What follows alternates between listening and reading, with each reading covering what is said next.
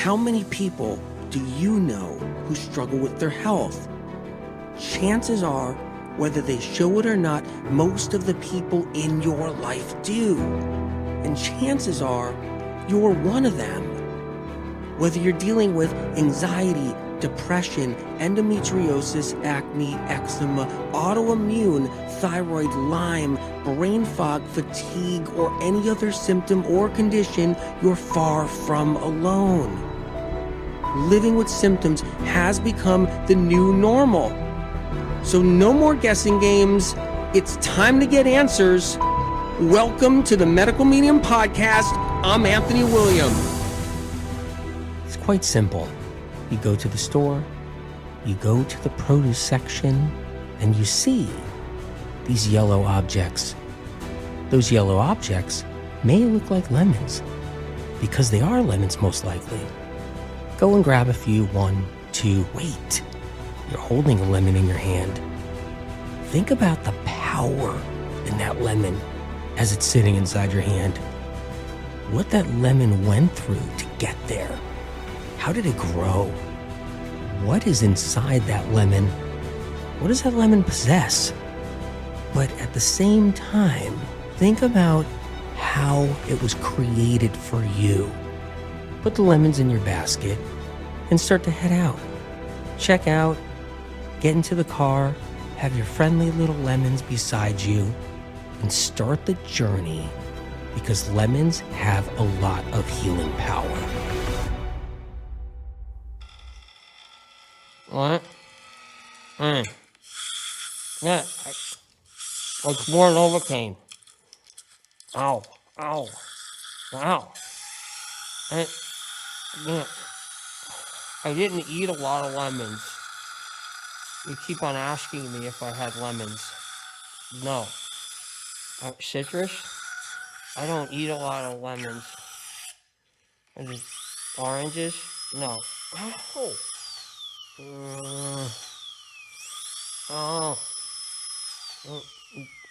Last year I had a lemon meringue pie. I had a lemon tart last year. It was just a lemon tart. I didn't drink any lemon water. Oh, I had one lemon water. Yeah, it was 10 years ago. I had the flu and I had lemon tea. Can you give me another shot of Novocaine? It's hurting again. Okay, I'll avoid lemons. Dr. Jasinski? Dr. Jasinski? I'll avoid lemons if you want me to. I won't do any more lemons, even though I only had one lemon last year. Wait a minute. I had the lemon candy. I had a lemon candy. I had a piece of gum that was lemon flavored. Okay. There are some rumors out there. You often hear it. Lemons are bad. Lemon water is bad. Lemons hurt the teeth. Lemon water can hurt the teeth. You hear these rumors out there. A lot of people worried, a lot of fear in the health community. It's like, hey, I'm drinking lemon water. Oh, you're going to lose all your teeth. Hey, I'm doing this lemon in the water. I'm doing it wrong. I'm doing it in hot water, but I'm doing this lemon water. And the dentist says, no, that's bad. You're going to lose all your teeth. That's why you have teeth problems, because for all the lemons you've been doing. It's from all the lemon water and eating lemons and lemons in your life. That must be it. It's all the citrus. But how many people are really eating that much citrus? How many people eat lemons every day? You talk to somebody and you ask them, it's like, how many lemons do you eat? I'm sorry, sir. Sir, how many lemons have you eaten this month? And you'll be surprised. You'll hear them go, lemons? Not even part of my diet. When's the last time you've been in the dentist, sir? Well, I go in a lot. I have 8 root canals, a couple of crowns, got a couple of tooth implants, dental implants, and I go in there often. Oh yeah, and I got some receding gums. See, the truth is, people aren't eating that much lemon. So it's not like part of their diet, right? It's like, what did you have for dinner? I ate a lemon. It was pretty good. I threw the lemon on the grill, put the lemon in my plate, and I cut it in half with a fork and knife. And I stuck the fork in and I ate the pieces of lemon, the rind and all. Just finished it up. It was a good meal. Oh, stuffed. That was good. Yum. I was full. My whole family was full. I gave each one of my kids a lemon, you know. Let's see, my grandfather came over. We gave him a lemon too. He sat down, he stuck his fork and his knife into the lemon and he cut it open. He said, "Oh, just like I like it. This lemon is medium rare. We're having a cookout next week. Everybody's invited and we're going to have lemons. That's what's on the menu, just lemons." In my friend's wedding, I went to my friend's wedding, and you know how they all usually offer chicken and fish? Like you're sitting there at the reception and you're like, okay, you got chicken or fish options, right? Well, my friends decided not to have chicken or fish. They decided to have lemons. So everybody was at the wedding and everybody had lemons because that's all everybody eats. It's just lemons, right? Well, that's the crazy thing is that's what everybody for some reason thinks in some weird kind of dimension, some strange different dimension on the planet or the universe. It's like, just know everybody's eating lemons and that's the cause of everybody's problems, I guess. But when you really think about it, how much vinegar is in their diet? How much vinegar? Is it like salsas, dressings, mustards, relish, ketchup, or just vinegar in food all the time? It's even in packaged food. It's everywhere. People are drinking gallons and gallons of vinegar throughout their life. 10 years go by, they're drinking gallons. They've consumed gallons of vinegar. Two decades go by, it's lots of gallons of vinegar, right? And then think about chicken. How many chickens do people eat? A lot of chickens. Okay, how many chicken wings have you eaten? Well, or how many buffalo chicken wings have you eaten? Think about it now. If a bird has 2 wings, does a bird have 4 wings? Or does a bird have 2 wings? I think a bird has 2 wings, right? So a bird doesn't have 6 wings, right? The bird doesn't have 10 wings. You can have a whole big plate of chicken wings, and that's like 10 birds, 20 birds worth of wings. But when you add all those wings up every year, and as the decades go on, it's a lot of chicken, and a bird only has 2 breasts, right? Chicken breasts. But yet, how many times do you order chicken breast? I know people, they order it every night. They go out and they have chicken breast every night. Chicken sandwiches, chicken in different ways. They always have lots of chicken breasts, right? The white meat. It's like, how many chickens does that add up? 10 years. Look, this isn't about being anti-chicken or anti-this. That's not what I'm talking about. I'm just trying to wrap my head around this whole thing. It's like, you can eat 1,000 chickens. 1,000 chickens. You talk to the same person. Did you eat 1,000 lemons in the last 10 years? No, they haven't. They've eaten 1,000 chickens. And then coffee. Let's talk about coffee for a minute. Is everybody putting lemon in their coffee? Because I'm scratching my head on that one there. You know, everybody has coffee in the morning. They got to have their coffee. They walk around with their coffee. Every influencer walks around with a cup of coffee in their hand. It's almost like, what? Do they work for the coffee companies? I'm kind of confused there, right? Coffee 3 times a day, coffee 4 times a day. Everybody's got the coffee going, and I don't see them putting a whole squeezed lemon in that coffee every time they have their 3 or 4 cups of coffee a day. So they're doing 5 lemons, 4 lemons, 3 lemons a day. No, but they'll have 10,000 cups of coffee, 10 years. I don't know. It adds up a lot. 3 cups a day, 365 days a year. It's like you don't say, oh, it's Sunday, I don't drink coffee on Sunday. No, you drink coffee every day. If you drink coffee, you're every day. Most people are anyway. It's not like, yeah, no, I don't drink coffee on the weekends, but I drink coffee during the week. No, you drink coffee on the weekends. So 7 days a week, add that up, and you end up with a lot of coffee, like a river of coffee in 20 years, right? But it's not the coffee causing problems. It's the lemon water, lemon rind, lemon whatever. How much lemon is in your food? And what about takeout? How many times have you had takeout? You know, any kind of takeout. Like I talk to people, that's all they do is have takeout all the time. Yeah, Sometimes your takeout's not from the greasiest, disgustingest restaurant or something. Sometimes it's from, good quality food, good restaurant, but it's still takeout.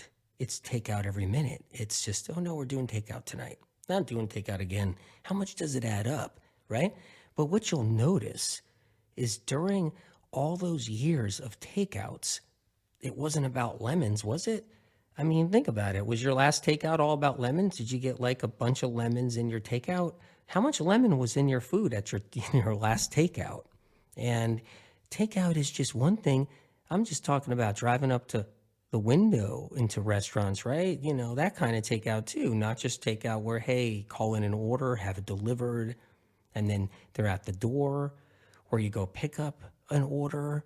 But either way, there's a lot of takeout going on.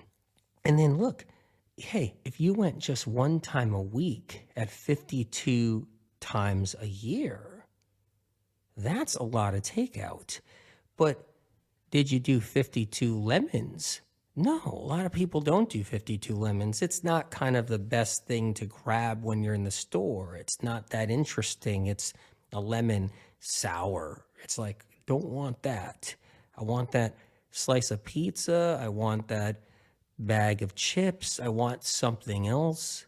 I'll take anything else, but I don't want that lemon. And how many cows, right? Have you had a burger? How many burgers? It adds up pretty quick, right? Quarter pounder, half pounder. A friend of mine was like, I was at this Best Burger restaurant. They do 1 pound of meat in their burgers. 1 pounders. It's incredible. They got like onion rings on the burger. There's a big old toothpick going through the top with a little ribbon on top. There's all kinds of sauces and cheese on that big old burger, but it's 1 pound of meat. That could be a quarter pound of meat, eighth of a pound of meat, half a pound of meat, but it adds up. How many burgers when you're a kid? And this isn't about, like I said, we're not sitting here ripping apart Animal Protein Day or Vegan Day. That's not what this is about. It's just how many burgers have people had, or steaks or meat. It adds up. Next thing you know, you ate half a cow. 10 years go on, you ate 2 cows. Maybe you had 5 whole cows. So if you're driving by a pasture and you look out there and you see the cows going, walking around, the cattle walking around, you'd be like, well, I'm 47 years old now, and I think I might have eaten 20 of those cows out there. Maybe 30 cows totally. But I'm trying to think about how many lemons I've had. I don't know. The dentist keeps on saying that's the lemons that are taking out my teeth. But I think I've had 50 cows, and I think I've had 4 lemons. And, it can get to that point. So here's the thing, okay? There's a lot of other things out there that can create a problem inside the body that starts to dissolve your teeth. A concern with lemon is teeth. It's a big one right there. It's going to corrode my teeth. It's going to cause a tooth problem. My teeth hurt when I do lemon. There's a lot of concerns about lemon and lemon water. A lot of people are drinking lemon water. We know that now, right? But there's a lot of concerns about the lemon water damaging teeth enamel, causing corrosion, erosion to the teeth, to the gums. Dentists are always worried about it. Other people are worried about it. Anybody who cares about their teeth are worried about it. But the reality is, we're going to go into detail of how the lemon doesn't hurt the teeth, but only helps. But the reality is, there's other things we're doing every day that hurt our teeth. Vinegar's one of them. Coffee's another. Foods that are really acidic inside the body are another. It all adds up, and we lose our teeth. Let's be real. It isn't lemons ruining people's teeth. How many lemons do kids consume? And look at the trouble kids have with their teeth. A lot of children, their teeth are all going rotten very early on because of mineral deficiencies, other problems, right? Toxic heavy metals in their body, all kinds of things play a role. So it's not about lemons, but I know it's easy to pick on because it's so sour, astringent, acidic. Let's head into the acidity. When lemon juice enters your body, it becomes alkaline instantly. When lemon juice enters your mouth, it becomes alkaline. Sure, it's sour. You got the citric acid in there. So you can feel how kind of sour and acidic it is when you first have it. If you squeeze a little lemon juice straight into your mouth, you can feel it. But it goes alkaline instantly. The calcium in the lemon interacts with your saliva and your HCl and turns into something wonderful. See, calcium, which lemons are high in, is really alkaline, very alkaline. It's what the body uses. It's that kind of calcium. See, the lemon tree, the roots search for the mineral. So it's searching for the mineral. So you got a lemon tree, it's sitting there in the lemon grove.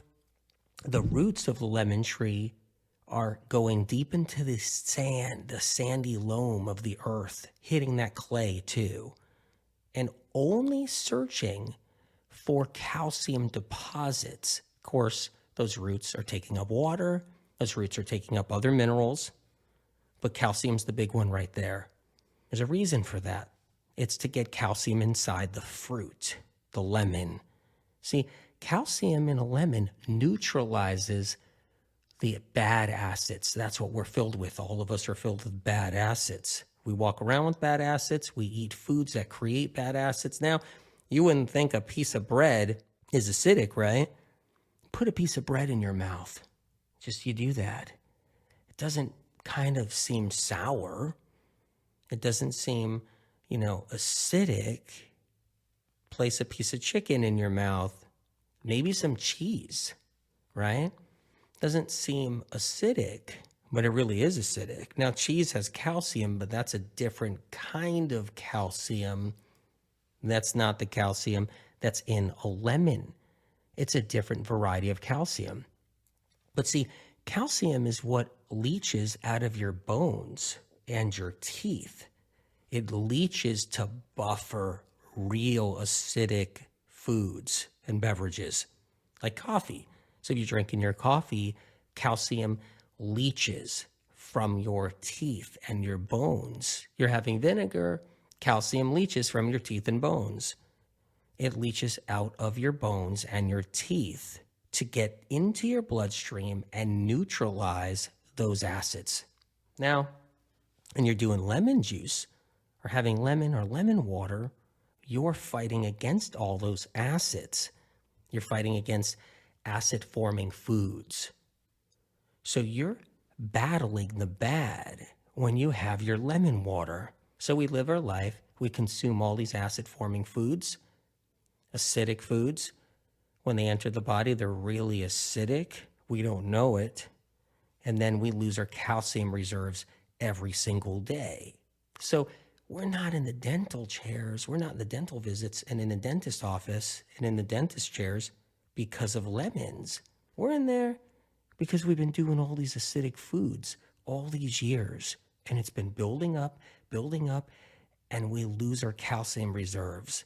The vinegar, the coffee, that's just a couple of things. There's so many more things we consume and eat that create a teeth problem, that create tooth problem, that create bones to actually become porous, leach out calcium. So we're already doing that with a lot of things we consume and eat throughout our life. And then you pick up a lemon and it catches a bad rap, a really bad rap. And we get afraid of it, scared of it. And then when we learn in the health scene and we're doing things for ourselves in the health scene, you're going to get a group of naysayers out there that seem like experts. They seem like they've done their research and they're experts, and they'll tell you, don't do that lemon water, you're going to destroy your teeth. You often hear people say, well, when I do some lemon water, it hurts my gums, or it hurts my teeth, or hurts my tooth. And they'll complain about that and be like, well, that must mean the lemon water is actually creating a problem. When the truth is, if you talk to that person a little bit, So I've talked to a lot of people over the years. And you say, well, is that the only time that tooth hurts? And you ask them about it, be like, well, I can't have my coffee too hot. I have to wait a little till it's more like a warmer temperature instead of really hot because that will hurt my tooth. And I can't chew down really hard on that side of my mouth, so I can't eat too many crunchy things. My friend brought a bag of chips over. We were watching a movie, or we did some popcorn, and I had one of the kernels at the bottom of the popcorn, container where we were getting down to the smaller kernels. Everybody had all the big ones, the puffy ones, and we were working our way down. And when we got down to the bottom of the popcorn there, we were like eating the kernels that were kind of crunchy and burnt, and they tasted good. And I can't do that because that blows up my jaw and my tooth hurts really bad. Or if I have like a popsicle or something or an ice cream, whoa, look out when that cold piece of ice cream hits that side of my mouth and lights that tooth up on fire. That thing will be ringing, and they'll have all these other experiences. And then it's like, hey, try some lemon water. And so they'll get some icy cold water, squeeze some cold lemon in it, and they'll send down some icy cold lemon water, and they'll all of a sudden feel that sore spot they have, that hot spot they have, right? And they'll be like, oh my God, it must be the lemon water that's doing it. The lemon water's bad for that tooth. And when you really interview them, like look at what they're doing, you'll notice that tooth hurts a lot. They've been to the dentist because of that tooth. They talked about that tooth hundreds of times. They worry about it. They feel it every now and then when they have something to eat or chew or bite. But yet it was the lemon that creates the problem. It's so easy to use our thoughts in a way that aren't so helpful for ourselves. It's easy to just all of a sudden pick on something that isn't the problem, but we funnel everything to that. So it's like, here, we got this beautiful lemon water. It's something that can help us and help our teeth and help our gums and help our organs. And we'll go into detail about that more. But we're afraid of it because it's triggering something. And the truth is about that, though, it's not causing a problem with that tooth that someone feels. It's pointing it out. It's pointing out the problem, that there is a nerve sensitivity. A lot of people have nerve sensitivities. Trigeminal nerve is already sensitive. The nerves in their jaw are already sensitive. Facial nerves are sensitive. Nerves in their mouth, their tongue, their vagus nerve, sensitive, right? Hypoglossal nerve, sensitive. So all these nerves can be sensitive. A lot of people have simplex. They'll have simplex 1 in their system, in their nerves. Simplex, the cold sores. They get cold sores once a year, once every other year, once a month. Some people get it more, some people get it less, but it's in there. So the nerves are already sensitive. Some people have injuries from dental work, from getting the tooth removed. Injuries happen, getting teeth worked on, implants, root canals, anything in the dental room where the needle goes too. The numbing agent, that's a big part of how little injuries happen, and nerves get sensitive throughout the years. People get veneers. Nerves get hypersensitive with veneers. So they'll be sensitive anyway. They have these nerve sensitivities. They bring in lemon water, and it's ringing the bell. It's showcasing, it's pointing it out. See, lemon is so sour, it makes you pucker. Your whole mouth just puckers and you can feel it. When the mouth puckers, it's ringing off everything inside your mouth. So you get activity inside your mouth, the nerves get awakened. So if you got this nerve sensitivity, it's just ringing the bell. It's not creating a nerve sensitivity, it's already there. You're someone already having it, and the lemon water might be a reminder that you got this problem, but it didn't create it, and it's not creating it now. And then you get the handful of people who their teeth were on a level of being so deficient and problematic throughout their lives that they didn't know the crumble factor was on its way. So what does the crumble factor mean? It means you're going around, you're living your life, you wake up, you go to bed, you wake up, you go to bed, the years passed, you're doing your thing, and all of a sudden, oh my God, my teeth are coming apart. Something's wrong here. My dentist tells me I got a bunch of cavities. Something's wrong. My teeth are starting to fall apart. And it just starts to happen. It's like a time capsule. Your teeth are time capsules. And lemon water did not bring you to that point in your life. And then you have the people that were on the trajectory of getting sick. They were on their way to getting sick, but didn't know it. They just didn't know it. Maybe they had some symptoms already. They got into the health realm to try to find answers. They're doing things, taking things, doing different programs, changing their diet, and they're already doing the move and groove with whatever their symptoms are and what their life is. But then they were on the way to getting sick or sicker, but didn't know it. They picked up a shingles virus 3 years ago, didn't know it. They contracted 2 Epstein-Barrs 3-4 years ago, didn't know it. They contracted 1 or 2 simplexes, maybe cytomegalovirus, maybe something else, just stuff that happens. We can't avoid it. We can contract these things in restaurants, drinking off of other people's glasses. Just getting a tattoo, things can happen. It's not saying you don't have to stop getting a tattoo. You don't have to do whatever. It's whatever you want to do. But the point is we pick things up along the way, maybe a new relationship, and we're on the trajectory of getting sick. We just don't know it in our life. Maybe something inside of us, since we had mono back in college, a dormant Epstein-Barr, is peeking its ugly head, and we're 38 years old now.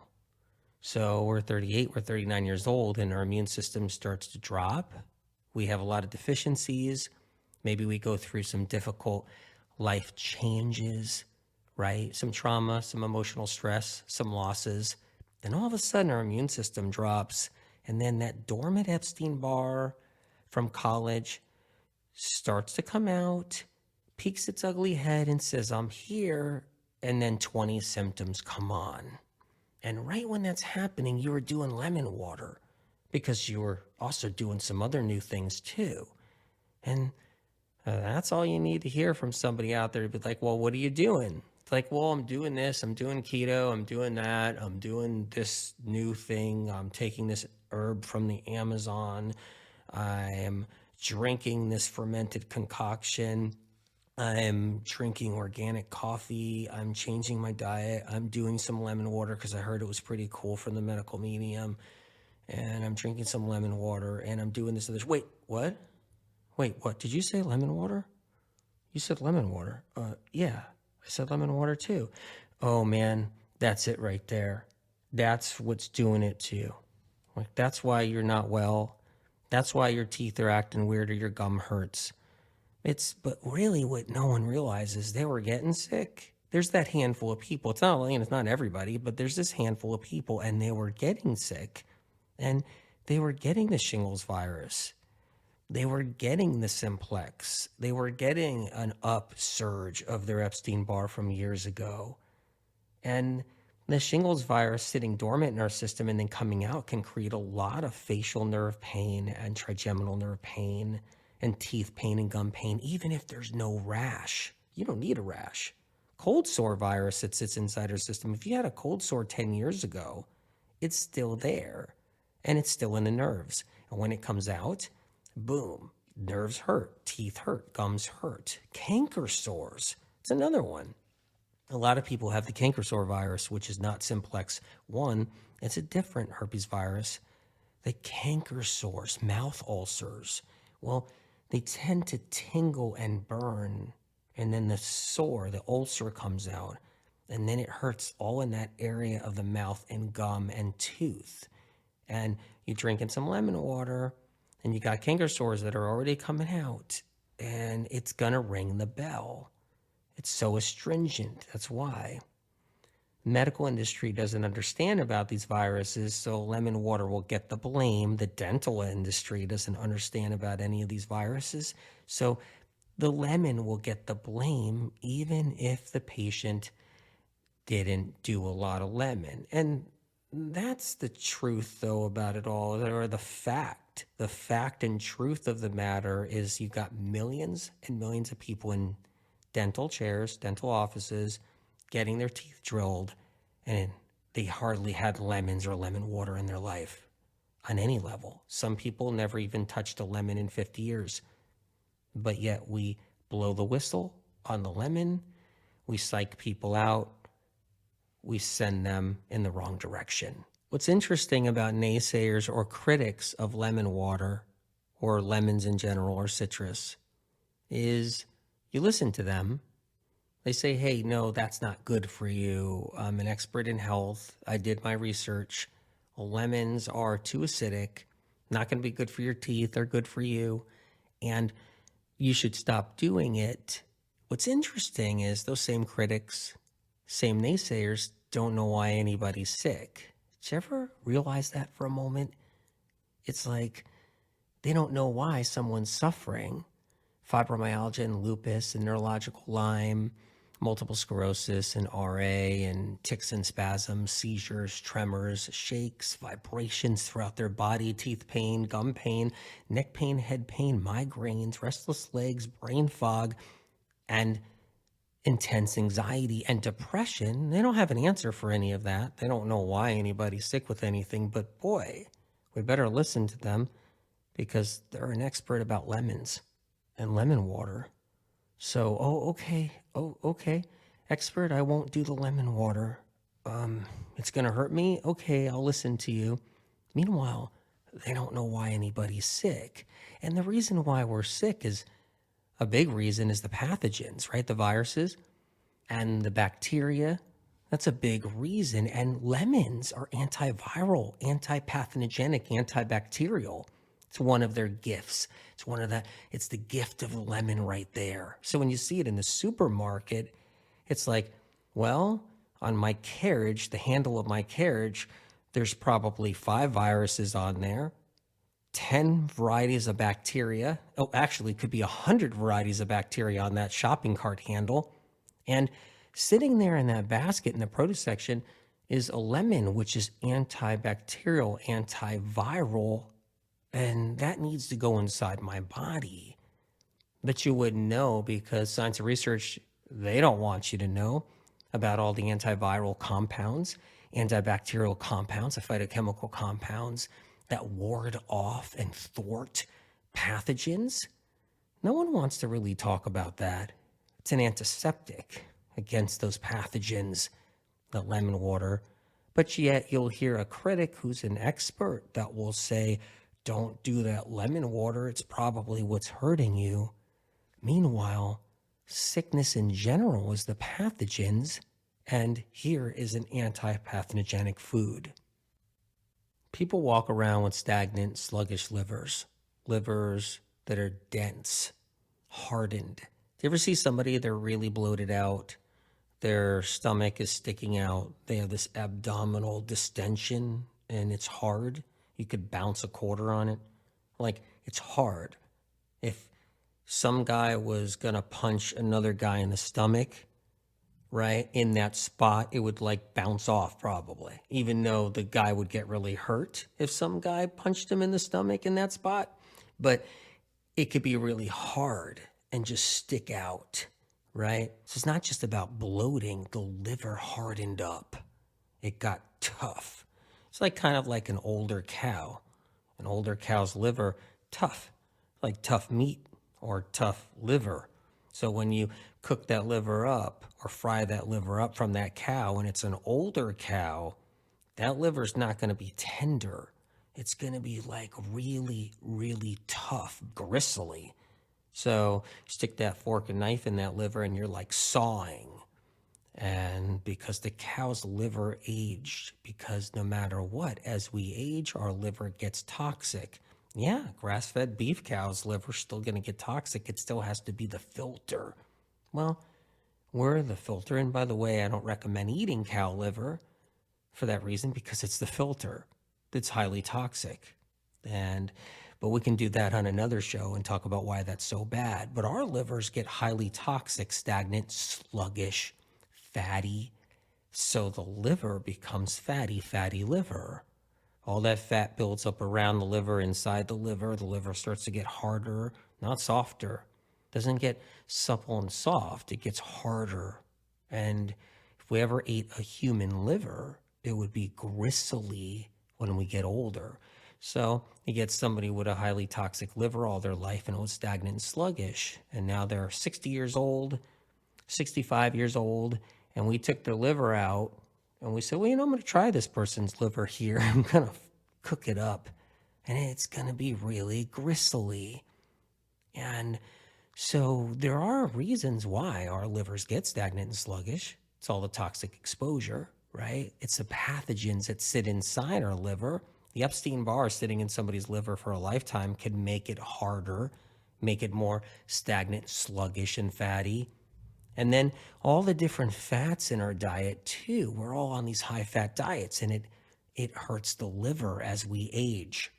And then the exposure, scented candles, colognes, and perfumes, detergents, conventional detergents, right? Those air fresheners that are plugged in everybody's walls everywhere. All the different chemicals we're breathing in every day because of that. And so that builds up inside of our liver, along with other things too. But eventually liver just becomes very tough and very hard. So what do we do about it? It's happening to everybody. And when someone has a liver problem, they end up with the eczema, psoriasis, the vitiligo. They end up with aches and pains and stiffness in the joints and all these other problems. They end up gaining weight. They get the hot flashes and all these other symptoms, because the liver is responsible for so much of our sickness because of the cause of what's happening inside the liver. But how do we defend ourselves? The liver flush, the lemon water liver flush. So lemon water flushing out our liver every single morning. So we got to think about that. We go to bed at night, our liver's like, whoa, you're going to sleep, but I'm staying up. The reason why your liver's staying up is because that's when it's working really, really hard for you. Your liver sleeps a little bit at the beginning of the night, takes a cat nap. And then, as you're starting to go deeper into your sleep, wee hours, right? Your liver is waking up. It's like, back to work. That lazy fool is sleeping right there, and I gotta do all the work right now. Let's see here. Oh, I shouldn't be too mad at my host, because my host is keeping me in them, but my host ate a big greasy cheeseburger yesterday, and my host also drank a little too much coffee, and my host had a bag of chips, and my host had a slice of pizza, and my host had a pulled pork sandwich. So I'm kind of mad. So yeah, okay, I'll call my host a fool, but I got to get to work. All right, enough of that. But let's face it, our livers love us unconditionally. They punch that time clock and they get to work. They actually really care about us. And the goal of the liver is to clean up the mess. It's the filter. So it's working.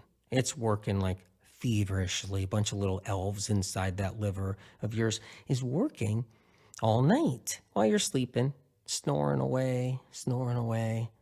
Some of you guys are snoring because your livers are so congested and tough and stagnant and sluggish, by the way, but it's another story. But your liver really does have your back. It's just that we have to have our livers back too. And one way to do that is the lemon water. Now, you might be somebody that does the lemon water in the morning. So when your liver is working all night long and you're about to wake up, And your liver's like, well, I bagged up all this trash. I put it right here. I bagged up all this garbage. I put it right here. Toxins, chemicals, and poisons I put here. I bagged up all of this other gunk and junk and garbage and things and all kinds of old objects, and I put it over here. Now, let's wait. Let's see what this fool does. But your liver doesn't call you that. Your liver instead says, let's see what happens because I'm praying. I'm praying. I'm praying. You wake up, you go downstairs, or you head out to the kitchen. Honey, you got the coffee on? Is the coffee going? Do you want to get a bagel? Okay, let's get some bagels, cream cheese? Yeah, I want cream cheese, please. Ooh, got some eggs in the pan? I could go with, bacon. Throw some slices of bacon there. Yeah. Bacon smells really good right there in the pan. And your liver's like, wait a minute. I did all that work. And this is the 5th year, 10th year, 12th year, 20th year. I did all this work. And your liver's just hoping for that break. And maybe you're somebody that wakes up in the morning and you're like, yeah, I'm getting my lemons out. Cutting that lemon in half, squeezing it in that big glass of water and drinking that down. 16 ounces, 32 ounces. Maybe you're somebody that does the 32 ounce and you're just like, go, go, go, go, go. And your liver's cheering you on like no tomorrow. Because when you do that, you're creating a wave. A wave, like when it comes in from the beach, when it's rolling in. When the waves are rolling in, they're going to purge that shoreline. And as you're drinking all that lemon water, it's creating a flush. Your liver needs hydration in the morning. That's what it's requiring. That's what it needs. We often think about, what do I need? Everybody's just about their needs, right? It's all about self-care out there, about people's needs and all that. But what does the liver need? What about the liver's needs? Well, one of the liver's needs, very important one, is that hydration first thing in the morning, but especially first thing in the morning. That's the key right there. It needs the flushing power because your lymphatic system is only going to be as good as your liver right there. So if you want to flush out your lymphatic system, you got to flush out your liver because that's the root right there. That's the foundation of your lymphatic system. Like people are always like, lymphatic, dry brush, do this, do that, get a lymphatic massage. Now, yeah, okay, fine. We can do all that. But that's not the ticket. That's not the big ticket. That's just the dressing on the salad. That's not the salad itself. That's the dressing. So here's how it works. When you send that lemon water down the pike and it gets down to the stomach and it starts to enter the bloodstream, that's one. And the rest of the lemon water starts to head down the small intestinal tract, gets down in there, and then it goes up the hepatic portal vein, the highway. A flush, a wave of hydration starts to enter into the liver through the hepatic portal vein right from the intestinal tract.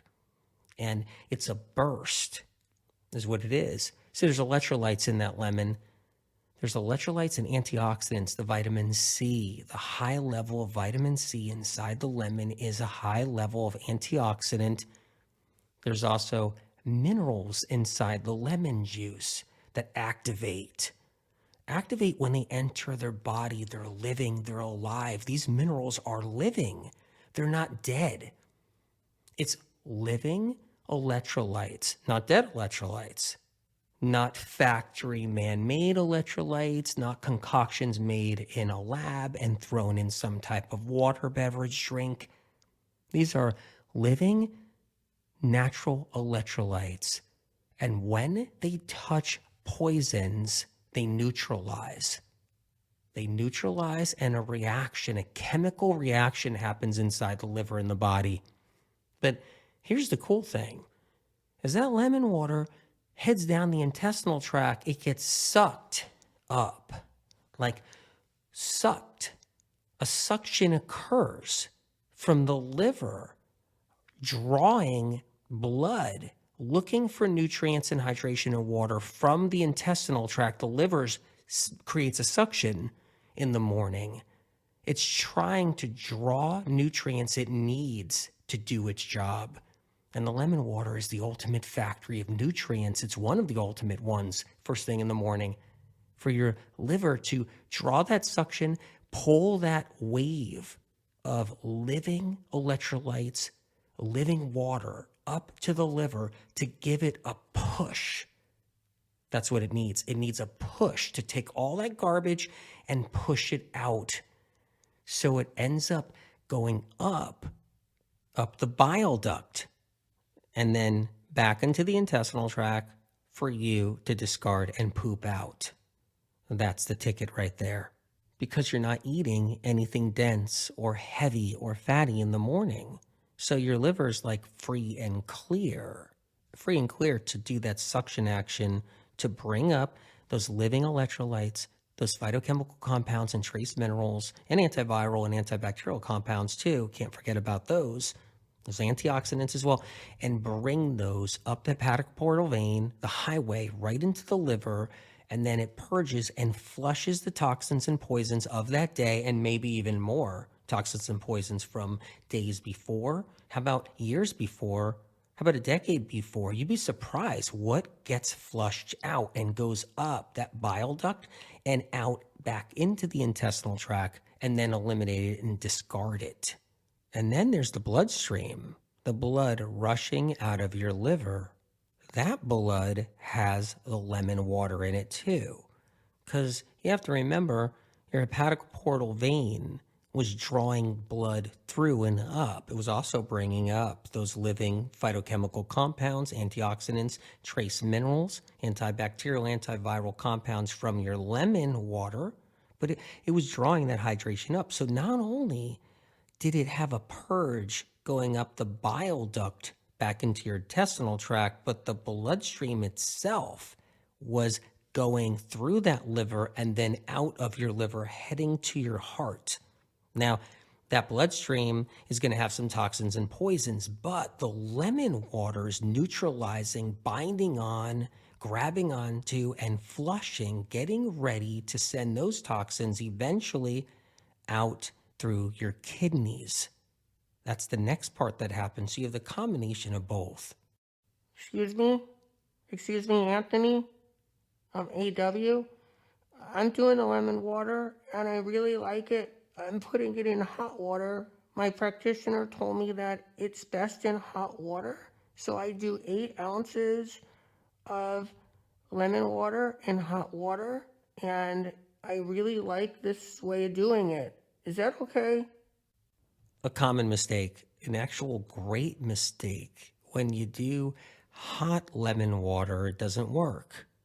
There's nothing wrong with lemon in your hot tea, lemon in a hot beverage, squeezing lemon in anything like that, lemon in culinary. So you're making a dish, it's on the frying pan, whatever you have the dish going, or you want to add lemon on any of your food that's being cooked or that's really hot, but you lose the power that your liver needs for that living phytochemical compounds, living trace minerals to do the flush of toxins for the liver in the morning. You lose it all because the minute you cook the lemon juice, you changed it.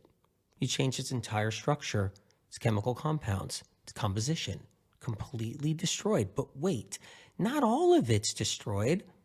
There's still nutrients in there, and there's still some trace minerals, and there's still some phytochemical compounds. Very good. If you want to use that in your tea, you want to make ginger tea, ginger, honey, lemon tea. Nothing wrong with that. It's a benefit to put your lemon juice in that honey, lemon, ginger tea. It's a benefit. Absolutely, because it still offers so many things. And the vitamin C can survive enough, and you can get some of that in there too.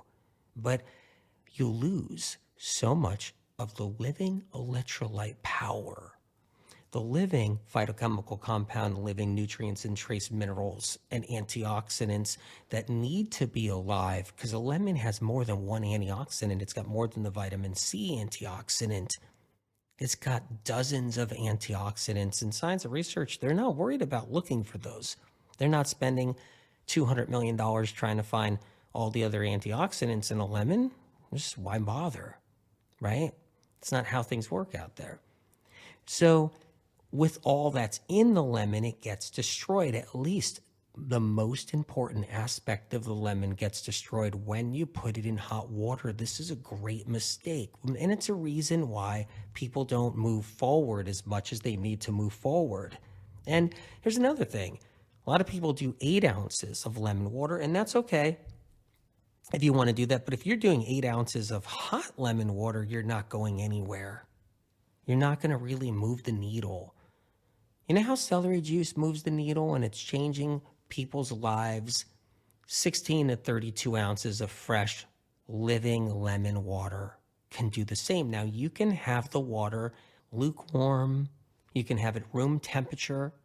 You can have it cold, but you can't have it hot if you want it to do its flushing action. Now, celery juice and fresh lemon water don't do the same as far as what they do. Like celery juice does a whole bunch of other things.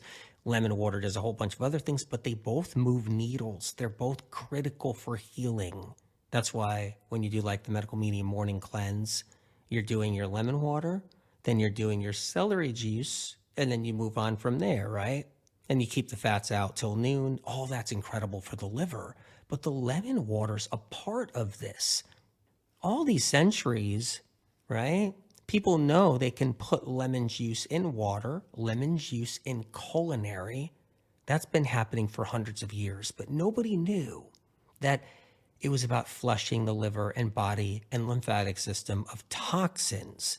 That if you use the lemon water on an empty stomach, first thing in the morning, before you apply any food or solid food or fats in your diet, if you do it properly, a flushing occurs of toxins and poisons, and it cleans things out. Now, you need 16 ounces to 32 ounces of lemon water because you need more hydration with that lemon to carry it and create that flushing power up the hepatic portal vein and highway.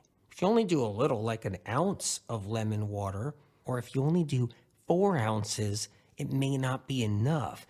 8 ounces is pretty good, but still not enough if you're somebody who's chronically sick and you got a stagnant, sluggish liver, you've had it really hard with your health, you got autoimmune, all these other things going on. You're going to want 16 ounces as a minimum. You want 2 cups of that lemon water first thing in the morning. Now, why does it work? One reason why it works is because you're not going to have milk, cream, butter. You're not going to have sausage. You're not going to have bacon. You're not going to have cheese. You're not going to have eggs. You're not going to have ham. You're not going to have meat. You're not going to have avocado. You're not going to have avocado or oils. You're not going to have nuts and seeds, tahini nut butters. You're not going to have ghee. You're not going to have coconut oil. You're not going to have olive oil. You're not going to have any of the fats. The fats stop the liver from doing its thing. It stops the liver from flushing. So first thing in the morning, you eat all that fat, your liver's not going to flush any poisons or toxins anymore. That cutoff valve, that valve shuts down right away. But instead, you bring in that lemon water first thing in the morning, and you do that 8 ounces or more. 8 ounces, right? 16 ounces, that's the key right there. That's the winning ticket. 32 ounces, and now you're flying. Now it's gravy train for your body right there. And that's when that flushing power starts to move through. You get enough hydration going into the liver, pushing the poisons and toxins out of your bloodstream, up, out into the bile duct, into your intestinal tract, so you can defecate, you can eliminate, you can urinate, and get all of that toxin out of the body. And that's what we need.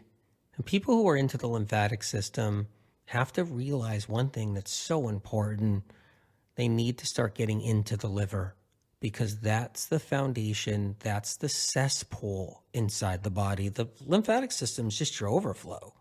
That's just your overflow. It's like, okay, let's take care of the lymphatic system, but forget the liver.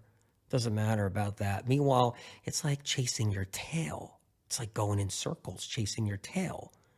It's because if you can't take care of the liver, you're going to be constantly trying to take care of your lymphatic system for the rest of your life, which is okay.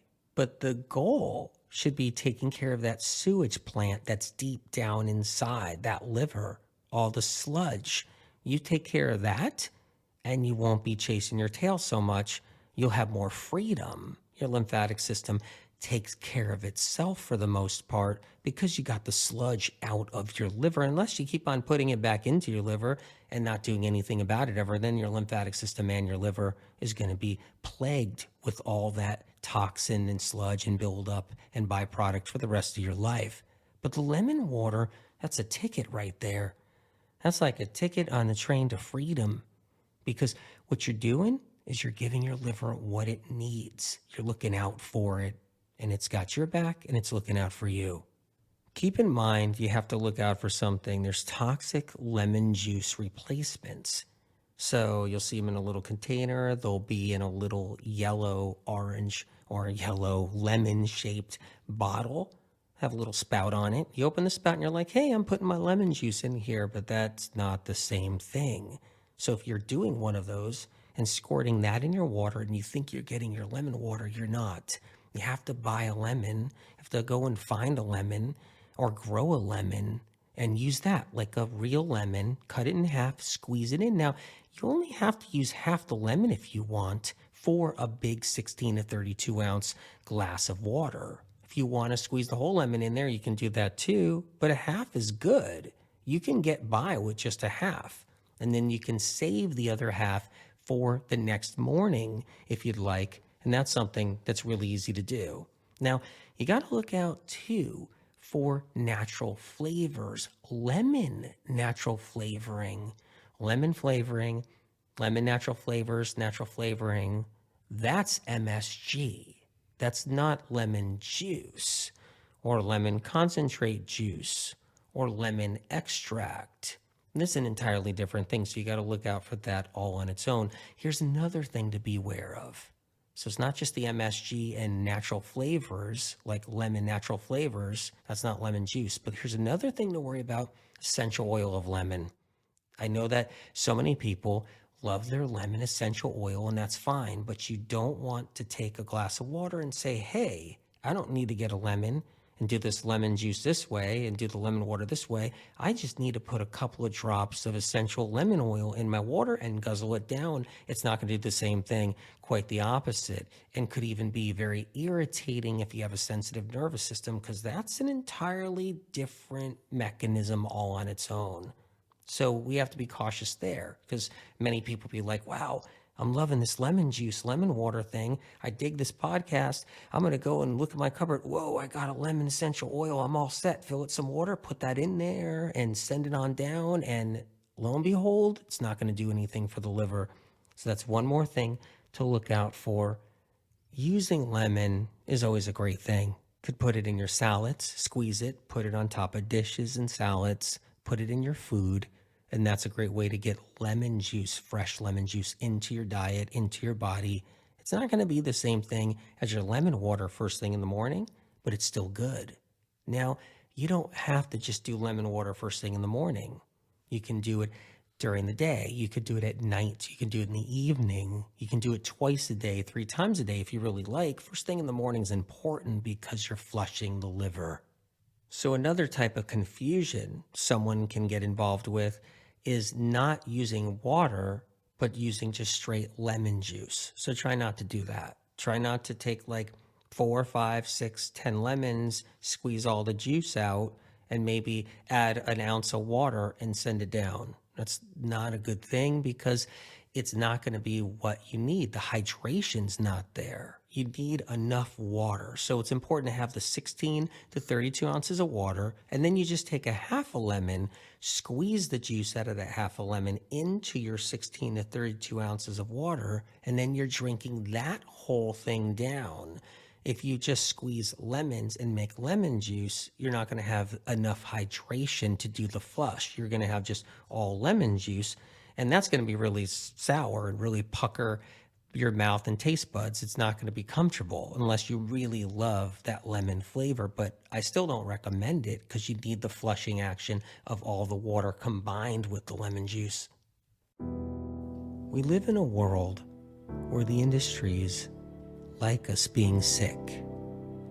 They like us because we become the feeders of what the industry offers and manufactures. And if we stay sick, then we keep on feeding and feeding and feeding until we die. And that's how the industries think. Industries don't like lemons. They don't like what lemons do. They don't want someone on lemon water.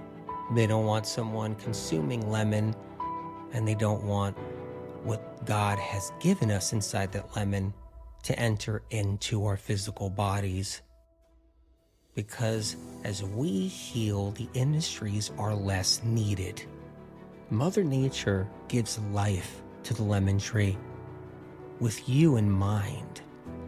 Those lemon trees have been around for thousands of years, and there's a reason for their existence, just like there's a reason for your existence. And as we consume that lemon and that juice from the precious lemon, Mother Nature sees us fulfilling a prophecy for thousands of years. Prophecy that Mother Nature, God, or if you believe the Creator and universe, has placed here for us. As the industries dirty our systems up, we require purity. The purifying power of the lemon should never be underestimated. When you hold one in your hand, think about the purity inside that lemon.